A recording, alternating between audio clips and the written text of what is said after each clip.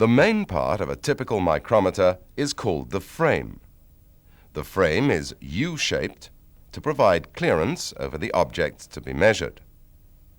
An anvil provides a hard, precision surface, which contacts the workpiece. The sleeve, or barrel, as it is sometimes called, has a graduated datum line. Along the datum line are graduations, numbered in 5mm steps.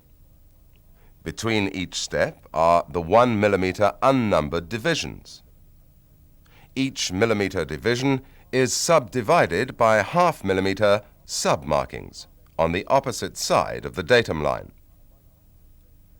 A micrometer sleeve has 25 full millimeter divisions. That is, it has a range of 25mm. To complete our build-up of a typical micrometer, we must add a spindle, which is fitted through the center of the sleeve and is attached to a thimble. Turning the thimble results in the spindle moving toward or away from the anvil. The spindle can be locked with a locking lever, or, on some types, with a locking ring. Many manufacturers fit a ratchet at the end of the thimble. This gives an operator the correct feel and also prevents over-tightening.